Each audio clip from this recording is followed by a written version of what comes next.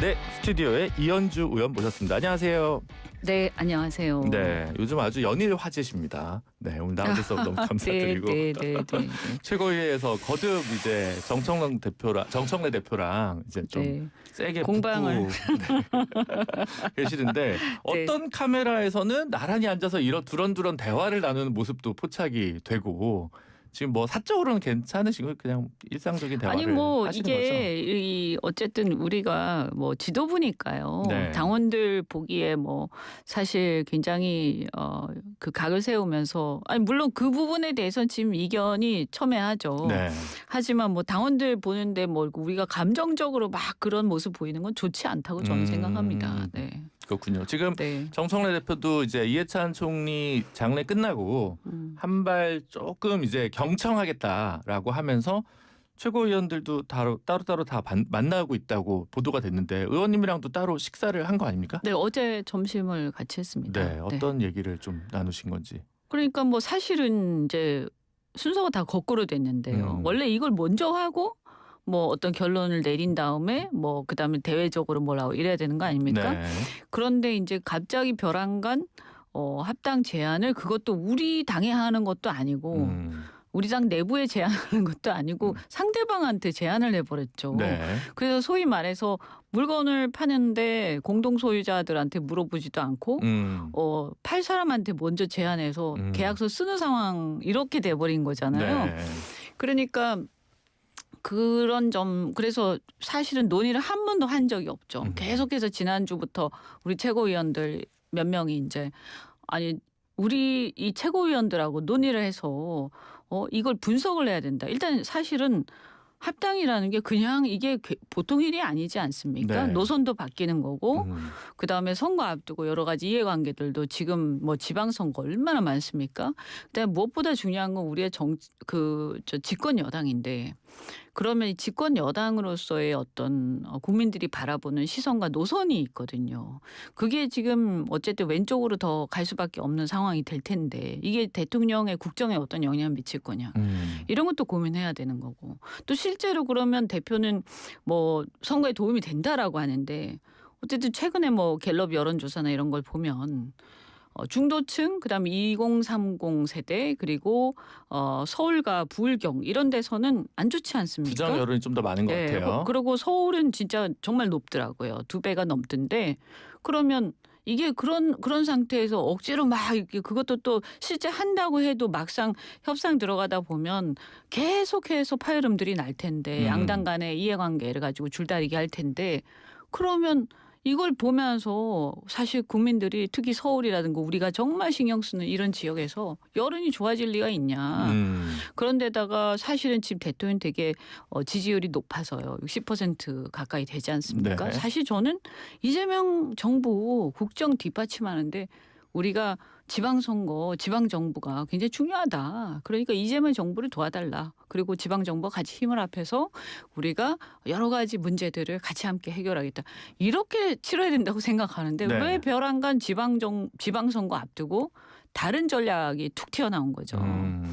그래서 이런 것도 그렇고 뭐 그런 얘기들을 쭉 했습니다. 사실 전혀 논의가 없었기 때문에 네. 제가 왜 이게 문제가 있다라는 것을 제가 설명을 했고 네. 그다음에 사실 뭐 또 다른 의미에서 아니 조국당에 대해서 우리가 뭐 사실 원수도 아니고 네. 사실 근데 이런 얘기를 막 하다 보니까 사이가 안 좋아질 것 같아요. 네. 걱정이 돼요. 네. 그런데 저는 뭐 기본적으로 정치 개혁론자이기 때문에 다당제 그러니까 작은 정당들도 스스로 살아남을 수 있게끔 또 자기들이 주장하는 우리하고 이념이나 노선이 다른 부분들을 스스로 그 당 차원에서 주장을 하고 그렇게 해서 또 그것이 국회에서 협상이 되고 하는 식으로 가는 거에 대해서 바람직하다고 생각하기 때문에 네. 선거제도에서 소수의 목소리가 반영될 수 있는 선거제도 개혁이라든가 네. 그다음에 또 뭐 원내 교섭단체 문제 네. 이것도 굉장히 독과점적이지 않습니까? 네. 양당이 이런 것도 좀 완화하고 저는 이런 쪽에 오히려 더 우리가 논의를 더 활발하게 하고 생각이 다른 것들을 존중하면서 가야지 억지로 한 바구니에 넣어가지고 무조건 하나로 가. 그런데 또 저 당에서는 DNA는 포기할 수 없어. 네. 그러면 이것은 불보듯 뻔하죠. 어쨌든 조국혁신당은 진보정당을 자임하고 있고 최근에 민주당은 중도 보수 정당 혹은 중도 개혁 정당이니까 노선은 좀 다른 거잖아요. 네, 그렇죠. 네. 특히 이제 대통령께서 사실은 우리가 전략적으로도 그렇고 집권당으로서 안정적인 국정 운영을 위해서 대통령께서 중도 실용, 국익 중심의 중도 실용 노선을 꾸준히 말씀하시고 또 그 실천하셔서 이제야 겨우 국민들이 특히 중도층 국민들이 이제 신뢰할 만하네. 그래서 일은 잘하네. 60%까지 오는 거잖아요. 네. 그렇지 않으면 어떻게 60%까지 옵니까? 안 그러면 그쵸. 40% 정도 되죠. 네. 그러니까 이것이 대통령의 국정 동력에서 굉장히 큰 걸 차지하는데 이게 흔들리는 상황으로 갈 수가 있어요. 그렇죠. 확실히 집권 초에 이렇게 여당과 청와대 불협화음이 눈에 띈 적은 처음 보는 것 같습니다. 그러니까요. 그래서 네. 제가 조금 이제 워낙 자꾸 얘기해도 안 되니까 하늘 아래 두 개의 태양은 없다 이런 얘기까지도 했는데 센 얘기를 하셨어요. 네. 그런데 집권 초기에 당 대표가 너무 자신이 드러나는 어떤 프로젝트를 여당에서 하는 것은 그것은 바람직하지 않죠. 대통령 중심으로 일을 해야 되고 그리고 또 마찬가지로 조국 대표 같은 경우도 본인이 어쨌든 간에 무슨 큰 꿈을 가지고 있다라고 하면 그런 부분들에 대해서 조국 당 안에서 행보를 하는 건 상관이 없는데 지금 우리가 집권 여당인데 우리 당에까지 와서 그런 대권 행보를 한다라고 하면 당이 얼마나 시끄럽겠습니까? 근데 어쨌든 정청래 대표는 다 만난다는 거잖아요. 의원님도 만났고 더민초도 만난다. 뭐 더민재도 만난다. 토론은 더민재는 뭐죠? 재선 모임이라던데. 네. 죄송합니다. 제가 저도 오늘 처음 네, 봤어요. 그 이런 특이한- 것도 있었구나. 저도 잘 몰랐는데 네. 워낙 활동이 더민초 중심으로 이루어졌기 그렇겠죠. 때문에 네. 근데 그래서 이제 이렇게 해서 토론을 계속 갖겠다는 건데 지금 뭐 한준호 의원이나 뭐 강득구 의원이었나요? 하여튼 지방선거 이후로 미루자 이렇게 얘기하시는 분들도 있지만 정청래 대표는 일단 토론이나 정당원 투표까지 그냥 밀어붙일 것 같은데 이건 어떻게 보세요? 그래서 이제 문제예요. 그러니까 이게 토론이라는 게 정말 의견 수렴을 해서 예를 들면 더민초 같은 경우 압도적으로 반대가 많지 않습니까? 네.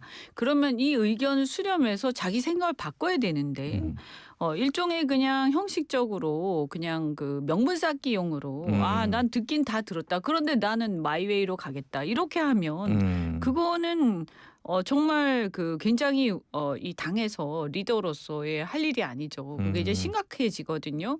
그리고 제가 또 강조하는 게 우리가 그 회사법에서도 회사의 그 M&A 인수합병은요 3분의 2의 가중 요건이 있는 경우가 가중 없죠. 요건이 있습니다. 왜 그러냐면 그만큼 운명이 달라지고 회사의 중심이 달라지기 때문인데요. 네. 우리가 지금 책임 있는 집권 여당인데 이런 문제를 갖다가 이렇게 쉽게 막 그냥 밀어붙여서 되는 건 아니다. 만약에 예를 들어서 네. 저는 이게 뭐 압도적으로 한 80-90% 정도가 찬성을 하면 모르겠는데 그러지 않고 이게 비등비등하고 막 그 치열하게 논란이 되고 특히 의원들 사이에서는 의원들이나 고관여층 사이에서는 반대가 더 많고 이러면 이건 사실 밀어붙여서 되는 게 아니에요. 네. 결혼을 하는데 싫다는데 억지로 네. 할 수는 없는 거 아닙니까? 그럴 수 있죠. 네. 네. 그래서 그리고 사실은 우리가 연대하고 협력하면서 그동안 잘 지내왔는데 이것 때문에 쫑나는 상황이 올 수가 있어요. 그리고 예를 들어서 만약에 그렇게 해서 억지로 들어왔어요.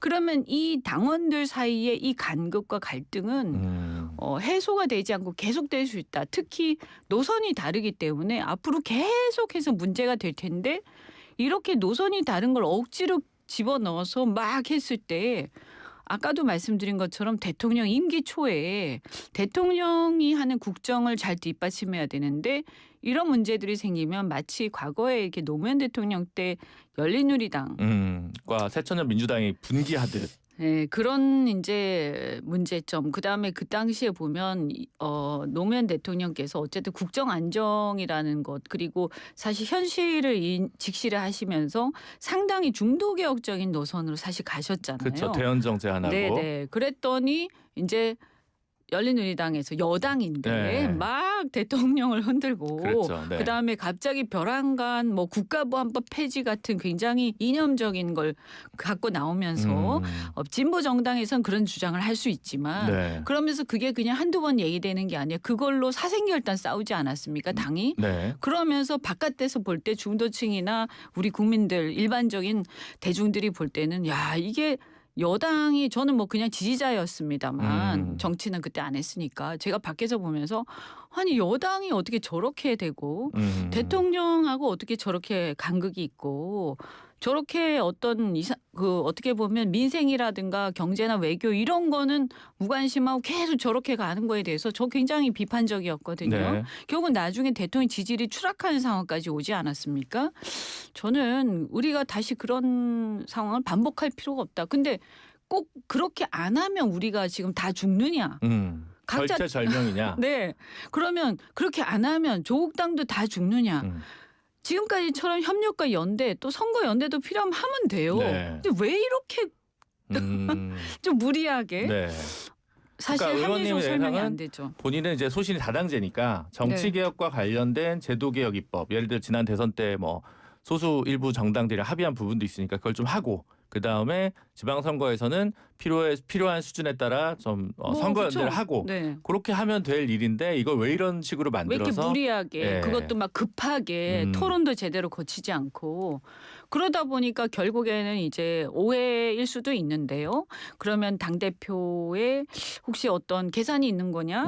아니면 뭐 그러니까 말하자면 이제 전당대회가 있으니까요. 아니면 조국 대표나 이런 사람들 혹은 뭐 당대표의 어떤 향후의 어떤 대권 이런 걸 염두에 두고 이 일찌감치 어떤 집권당 안에서 대권 경쟁의 구도를 만들려는 거냐. 근데 사실 그런 의도가 없다 하더라도 자연스럽게 그렇게 대권 경쟁이 조기 점화될 가능성이 굉장히 높아집니다. 그렇겠죠. 이거는 지금 대통령 그러면 레임덕의 시작이죠. 그렇죠. 네. 바로 그거예요. 그러니까 이게 뭐 감정적으로 대통령이 싫고 어떤 이런 게 아니더라도 자연스럽게 구조적으로 레임덕이 시작이 되는 거예요. 네. 이거는 사실 정치를 좀 아는 사람이라면 이렇게 해서는 안 되는 거거든요. 우리가 다 같이 자멸하는 길이다. 네. 그래서 하더라도 네. 굳이 뭐 합당이 꼭 필요하면 할 수도 있겠지만 지금은 그렇게 연대해 가다가 네. 나중에 절박하고 네. 아 이거 안 하면 그리고 우리 지지자들 대부분 그리고 국민들조차도 야 저렇게 하는 게 그게 순리다라고 할 때 자연스럽게 하는 게 맞다라는 거죠. 그럼에도 불구하고 저희 밖에서 보기에는 1인 1표제가 이제 어쨌든 간신이지만 통과가 됐습니다. 그러다 보니까 정청래 대표가 자신감을 갖고 당내에서 조금 더 밀어붙이지 않겠냐 이렇게 좀 해석을 하거든요. 그래서 이걸 처음에는 찬성률이 60%다 이랬더니 이제 의원님께서 이거 제적 기준으로 하면 52%다 뭐 이렇게 또 꼭 집으신 것 같기도 하던데요. 네, 네. 제가 시정을 했죠. 네. 네, 그런 건 숫자는 정확해야 되지 네, 않습니까? 정확해야 됩니다. 네. 네. 근데 어쨌든 뭐 1인 1표제는 사실은 당내에서 우리가 절차를 어떻게 더 민주적으로 하느냐의 문제고 1인 1표제 자체는 다 찬성한다고 했고요. 저도 마찬가지. 다만 우리가 이제 일종의 당원 주권주의를 강화한다라고 할 때 이 중간에 대의원이 하루아침에 없어지게 되면 네. 당원들에게 굉장히 많은 어떤 정보를 충분히 주고 숙고하면서 당원들이 제대로 판단할 수 있는 이런 틀을 만들어줘야 되잖아요. 근데 그런 보완책 없이 바로 해버리면 이제 당대표와 당원 간에만 뭔가 의사결정이 막 이루어지는데 당원들한테는 OX를 딱 주면서 굉장히 부족한 정보를 주면서 네. 예를 들어서 합당 이러면 이 합당이 어떻게 되는 거야? 그리고 누가 어떤 문제 제기를 했고 이게 나중에 그 여론조사에서 보면 중도층이나 이런 사람들이 어떻게 판단하고 이런 게 다 주어져야 되는데 그런 거 없이 자 찬성해요 반대해요 찬반 빨리 얘기하세요. 이러면 대부분은 그래도 찬성에 좀 쏠려요. 지금은 물론 많이 또 여러 논란이 있으면서 반대도 많아졌지만 저는 이렇게 하는 부분들에 대해서 우리가 민주주의를 제대로 실현하려면 충분한 정보와 수기 과정과 이런 민주적 절차 이런 걸 보완을 제대로 해야 된다 이런 것이었는데요. 네. 여하튼 이번에 어쨌든 가까스로 통과는 됐어요. 네. 그래서 사실 근데 왜 통과됐냐? 우리가 이번에는 사실은 문제 제기를 한 사람들이 그래도 이 자체가 우리가 반대하는 건 아니니까 이 방향을 이번에는 합당 가지고 너무 정신이 없으니까 네. 이것까지 반대를 굳이 막 하면서 하는 건 아닌 것 같아요. 그래서 절차에 협조를 해줬어요 이번에는. 네. 그래서 진행이 됐는데 근데 이걸 가지고 야 그러니까 역시 나한테 계속 밀어붙이라는 얘기구나. 아. 이거 곤란하죠. 네. 그거 사실 착각하면 안 된다. 네 그리고 이 수치. 52%라는 것은요 네. 매우 미묘한 퍼센트예요. 이런 일종의 제가 볼 때는 방향은 오케이 승인해 줄 수 있어. 그렇지만 이거 막 밀어붙이고 이런 식으로 하는 것에 대해서 특히 문제 제기가 되었던 어떤 수기 과정에 대한 보완 이런 것도 확실히 해라라는 그런 게 좀 있지 않습니까? 압도적인 건 아니잖아요. 네, 그렇죠. 그래서 이럴 때는 사실은 대개는 겸허하게 결과를 이제 당원들이 지지해 주셔서 감사하지만 겸허하게 결과를 보면서 문제점들 제기된 것들을 보완하겠습니다라고 하셔야죠. 그 제가 민주당 당원 당규를 보니까 합당과 관련된 부분은 대의원회 결의사항이더라고요. 기본적으로. 근데 네. 이번에 투표한 건 중앙위원이잖아요. 그렇죠. 현역 위원장, 단체장, 의원 이런 분들이 하는 거고 네. 대의원은 구성이 어떻게 되는 겁니까? 조금 더 넓을 거 그게 아니에요. 이제 그렇게 할 수도 있고요. 네. 중앙위원회 위임할 수도 있습니다. 아하, 뭐 그럴 수도 최고위원회 같은 데서 그렇게 네. 논의해서 아직 그러면 대의원회 표 계산까지 저희가 생각해 볼 필요는 없는 거군요. 그런 단계는 아직 전혀 안 갔고요. 네. 왜냐하면 지금 사실은 제가 이렇게 막 얘기하고 있지만 최고위원회 논의가 한 번도 없었어요.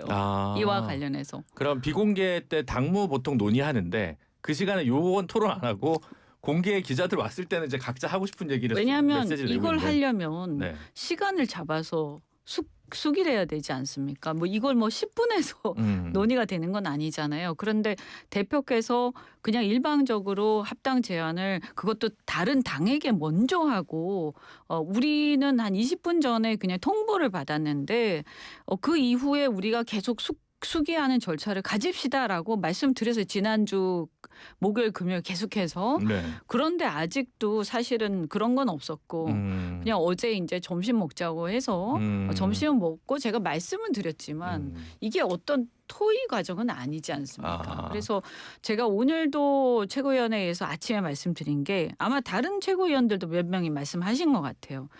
최고위원회에서 논의가 한 번도 없었으니까 아직도 없었다. 이건 우리끼리 놀랍네요. 논의 좀 하자. 제대로. 그리고 대표가 지방선거에서 이거가 더 유리하다고 그러는데 우리가 봤을 때는 여론조사 결과나 이런 걸 볼 때 서울이나 이런 데는 더 힘들어질 것 같은데 왜 그렇게 생각하는지 설명을 해봐라. 이런 걸 해야 되지 않습니까? 근데 저는 좀 충격적이긴 하네요. 왜냐하면 저는 최소한 그럼 당내에서 이런 토론 절차를 없었습니다. 거칩시다라는 계획 정도는 나올 줄 알았는데 아직 그런 적이 한 번도 없었다. 아직 답이 없습니다. 오늘도 얘기했습니다. 그래서 네. 그러니까 우리가 오죽 답답하면 공개적으로 막 얘기하게. 근데 이게 이제 계속 답이 없고 그다음 제대로 된 토론이 이루어지지 않으니까 물론 간담회라고 해가지고 뭐 저랑도 식사하고 뭐 이렇게 하는데 그건 사실은 제대로 된 토론은 아니죠. 그래서 이렇게 되다 보니까 이제 점점 각자가 이 이제 강도가 높아지는 상황에 있는 것 같습니다. 네. 그래서 강도는 바깥이랑도 좀 높아지는데 의원님도 좀 한몫한 부분이 있는 것 같은데 조국혁신당 토지 공개념 하는데 이거 약간 사회주의 아니냐 이런 식으로 약간 오해될 만한 게 있어서 조국 대표도 이제 이거는 안 맞지 않냐 이거 지금 헌법재판소에서도 토지 공개념 자체를 부인한 적은 없는데 좀 과도한 색깔론 아니냐 이런 이제 반박을 좀 하시는 것 같더라고요. 사회주의적 관점에서 하는 정책은 맞죠. 사회주의적 관점이죠. 네. 그런데 이거를 이제 어떤 수위로 하느냐에 따라서 조금 다르긴 하지만 사실은 과거에 이제 노무현 대통령 때 이거를 도입하려고 하다가 못했죠. 왜냐하면 우리 현실에 안 맞으니까요. 네. 그런데 예를 들면 이것은 이제 중국이라든가 싱가포르 같은 거를 예를 들어서 하지만 그러면 결국 중국은 그러면 토지에 대한 어떤 그 부동산 투기가 없느냐 싱가포르는 없느냐라고 했을 때 저도 싱가포르에 살다 왔지만 엄청나거든요. 거기는 민간 시장은요. 거의 넘볼 수 없는 그 액수죠. 가격이 돼 네. 있어요. 그러니까 이게 어떤 굉장히 심각한 문제들이 있기 때문에 그래서 하려다가 다 포기했던 건데 이미 그게 20년 전 얘기고요. 대한민국 같은 경우는 이미 우리가 어떤 쌓아온 어떤 재산권 보장의 틀이 있기 때문에 네. 여하튼 저는 뭐 개인적으로 있을 수 없는 거고 뭐 우리 당에선 특히 그런데 말씀 아까도 드렸지만 전 진보 정당이 이런 주장을 하는 거 있을 수 있다. 그리고 토지 공개념에 대한 정신 이런 취지를 갖다가 어느 정도 같이 얘기할 수는 있다. 하지만 합당한다라고 하면 다른 문제다. 다른 문제죠. 우리 당이 그걸 인정하느냐? 그거는 굉장히 다른 문제거든요. 그래서 저는 뭐냐면 그냥 그동안 제가 이런 비판을 한 적이 없어요. 네. 근데 합당하려면 이거는 해결하고 와라 이런 거죠. 노선이 같아야 된다. 네. 그리고 예를 들어서 얼마 전에 대통령께서 원전의 그 신규 건설을 인정을 하시고 이제 그거를 11차 정기본에 반영을 이제 수용을 하셨는데요. 그런 것들도 굉장히 큰 우리 당의 어떤 노선 중에 하나인데 얼마 전에 그게 나오니까 조국혁신당에서 엄청 세게 반발을 하면서 네. 이건 인정할 수 없다 이랬거든요. 그렇겠죠. 네. 그러면 이제 이것도 마찬가지인 거예요. 그러면 어쨌든 이것도 포기하고 와야 되는 거예요. 근데 저는 제가 생각할 때 그걸 다 포기하고 그냥 우리 당에 들어와서 같이 한다? 그게 꼭 우리 대한민국 전체를 위해서 바람직한 건가? 왜 그렇게 할 것 같지도 않아요. 근데 DNA를 고수하겠다잖아요. 그럼 만약에 또 포기를 안 하면 또 들어와서 무슨 일이 일어나겠어요. 허구한 날 이런 걸로 논쟁하고 있지 않겠습니까? 근데 집권 여당은 그렇게 하면 안 된다. 결국에는 대통령의 노선에 대한 신뢰가 흔들릴 수밖에 없다. 그리고 그렇게 그 DNA를 포기하지 않겠다 하는 이면에는 어쨌든 조국 대표가 대권을 목표로 하고 있다 보니까 그걸 쉽게 포기할 수 없겠죠. 그렇지 않겠습니까? 네. 그래서 제가 볼 때는 모든 게 순리에 안 맞아요. 그러니까 일단 사상이 다르고 노선이 다르고 네. 두 번째 그걸 뛰어넘을 만큼 지방선거에서의 절박한 절박성이 민주당 입장에서는 없어 보인다라고 이현주 의원이나 요 신중론자 분들이 이제 하는 공통의 그렇죠. 인식이라고 하는 것이죠. 그렇죠. 그리고 조국당 같은 경우에 만약에 어떤 우리가 우당으로서 함께 협력해 나가는데 뭐가 필요하다. 그러면 연대나 이런 것들을 오히려 요구하는 게 맞지.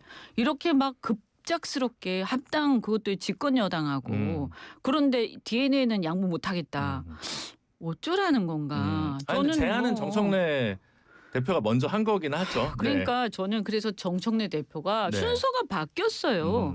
네, 그냥 제안부터 먼저 하고 지금 거꾸로 지금 얘기를 듣겠다라고 하지만 근데 그렇다고 제대로 된 토론이나 분석이 있는 것도 아니고요. 그래서 지금 뭔가 뭐 의도를 의심해 볼 수밖에 그렇게 없게 되는 되었다. 거죠. 네, 예. 그렇게 되는 거죠. 왜 예. 저러지? 네. 뭐가 이유지? 그럼 뭐가 있나? 이렇게까지 가는 거예요. 하긴 2014년에 그 안철수 김한길 두 분의 깜짝 그 합당 때는 그 당시 한국갤럽을 보면 안철수 신당 창당 시에 정당 지지율이 민주당을 훨씬 앞서가는 맞습니다. 그런 상황이었기 때문에 절박성이라는 게 있었고 있었죠. 그때 민주당이 네. 별로 안 좋았어요. 그래서 상황이. 그 긴급성이 이제 뭐 이렇게 얘기가 될 수가 있었는데 이거는 지금 그렇지 않지 않냐. 그렇죠. 저쪽은 2% 3% 나오는 지지율이고 이 현격한 차이인데 그렇게까지 지금 박빙이냐 그럼 국민의힘과 이런 거죠. 그렇죠. 지금 네. 대통령 지지율 60%. 그리고 어쨌든 그 아까 3%조차도 사실 솔직히 말씀드려서 호남을 빼고 나면 뭐 이렇게 수도권 같은 경우 1%도 안 되는 경우도 많거든요. 네. 그러면 사실은 크게 의미가 없는 상황인데 이게 이렇게 급하게 후닥닥거리고 그다음에 하다 보면 어쨌든 어떤 그 자리든 공천이든 전혀 없을 수가 없는데 이 오히려 연대나 이런 얘기라면 모르겠지만 네. 그리고 이제 말씀드리고자 하는 게 특히나 저는 우리가 집권 여당이다 하는 게 굉장히 중요합니다. 네. 아까 뭐 노선 이런 것도 말씀드린 것이 예를 들어서 저희가 야당이고 거대 빌런이 뭐 예를 들어서 윤석열 같은 빌런이 있어요. 그러면 아니 뭐 우리가 여러 차이에도 불구하고 힘 앞에서 일단 맞서 싸우고 보자 이럴 수 있죠. 그런데 지금 우리가 여당이고요. 그리고 뭐 거대 빌런 물론 윤석열이 아직은 뭐 재판을 받고는 있습니다만 네. 그것이 이제 합당을 하고 안 하고에 따라서 달라지는 건 그렇죠. 아니거든요. 사법부의 시간이니까요. 오히려 밖에서 우당으로서 있는 것이 그래서 국회 안에서도 하나의 또 다른 세력으로 있으면서 우리랑 힘을 합하는 것이 훨씬 더 효과적이죠. 합해버리면 흡수돼버리고 없어지는데요. 그러면 결론적으로 아예 이제 예를 들면 지방선거 이후에 합당하자는 분들도 계시는데 이현주 의원은 그냥 우리 좀 다른 사람들이다. 그러니까 합당 논의 자체를 앞으로도 하지 말자. 그리고 정청래 대표는 얘기 그만해라. 그리고 지방선거 어떻게 잘할지 아니면 조국혁신당이랑 선거연대 어떻게 할지 요 정도만 얘기하자. 이런 입장으로 저희가 정리하면 됩니까? 그러니까 저는 일단 지금은 확실히 아니고요. 네. 그리고 예를 들어서 지방선거 끝나고 우리가 전국이 어떻게 될지 모르지 않습니까? 네. 그래서 어쨌든 시간은 많이 있어요. 근데 이제 제가 볼 땐 예를 들면 뭐 대선 때라든가 이럴 때는 필요할 수도 있다라고 생각해요. 근데 어느 시점에 우리가 합당을 할지 아니면 연대를 해봤더니 이거 괜찮네. 지금까지처럼 별 문제 없네. 이렇게 될 수도 있는 거고요. 그래서 이거를 놔두고 이 길을 향해서 반드시 이것만이어야 해. 이럴 필요는 없지 않습니까? 근데 알겠습니다. 다른 의원님들이 또 어떻게 생각할지 모르니까 그런 것들은 일단 지금은 그리고 우리가 선거 앞에 두고 도리가 아니에요. 그 굉장히 변수를 만들면서 위험해질 수 있다고 생각하기 때문에 서울이나 이런 선거에는 어제부터 예비 후보 등록일이기도 했죠. 그러니까요. 네. 지금 굉장한 혼란을 현장에 주고 있어요. 그래서 일단 접고 그리고 이제 끝나고 나서 다시 한번 고민해보자. 이런 거죠. 알겠습니다. 정말 단호한 이현주 의원과 네. 함께했습니다. 오늘 나오셔서 감사합니다. 네, 고맙습니다.